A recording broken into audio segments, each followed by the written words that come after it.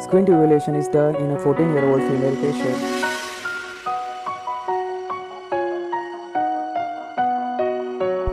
Visual acuity is measured using Snellen's chart for both the eyes alternatively, first without the glass and then with the glass.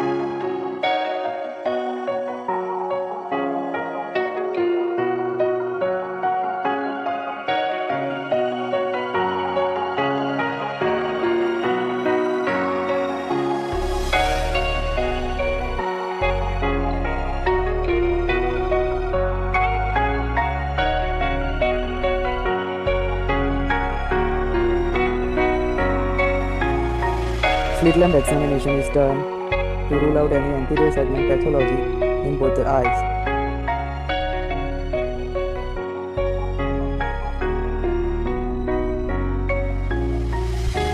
Fundus examination is done to rule out posterior segment pathology using indirect ophthalmoscope.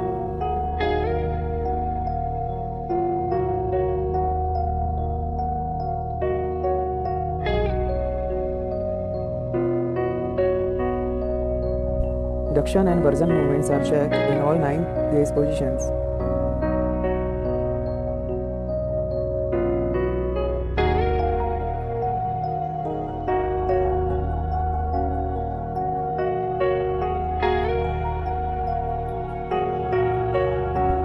Then comes the sensory examination.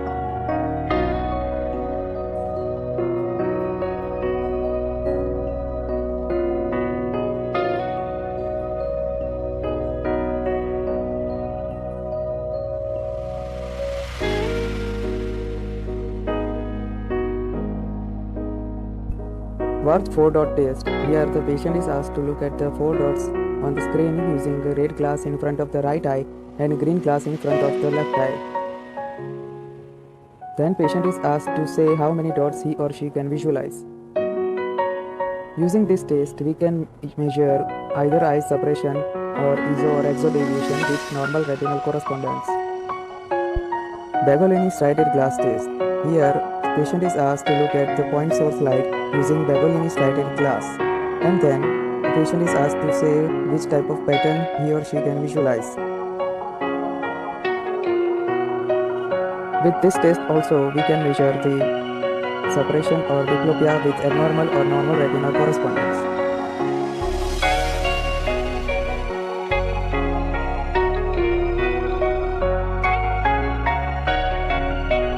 Stereopsis. Here, a random stereoacutic gauge is used with the polarized glass to measure the stereopsis of the patient. The patient is asked to say any difference in the picture he or she can visualize or not.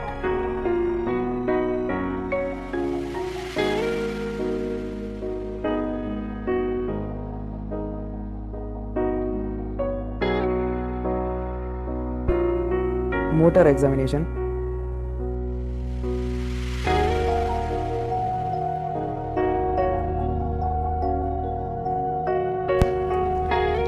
Cover-uncover test is done with the help of an ocular. The patient is asked to look at an object and cover-uncover test is performed. Cover test is used to measure tropias and uncover test is used to measure forias.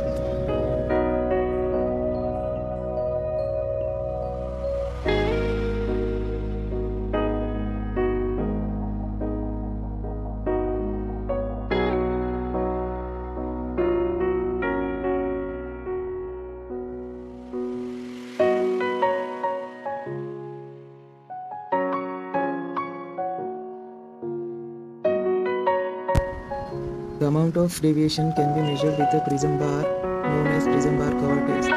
In case of iso deviation, the prism is put in front of the deviated eye with base out. In case of exo deviation, prism is put in base in position. It is performed for both without the glass and with the glass. The endpoint of prism bar cover test is stopping of the retracing movement of the eye. That is, neither of the eye deviates any further.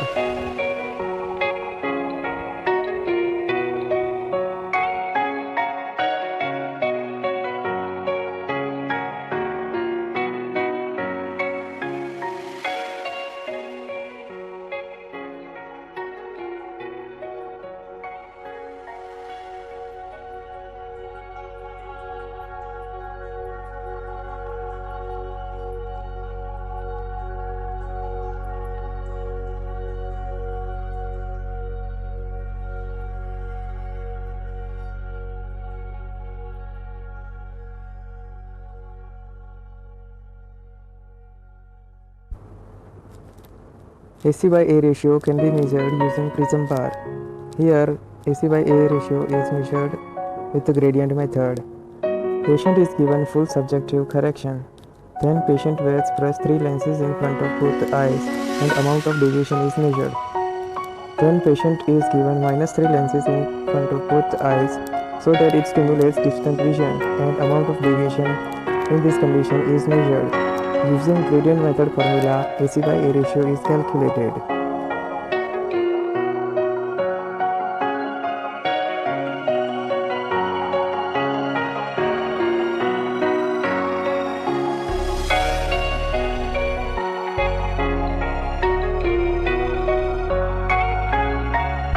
Using the Royal Air Force rule, that is RAF rule, near point of accommodation and near point of convergence can be measured. The patient is asked to fixate at a moving target on the RAF rule.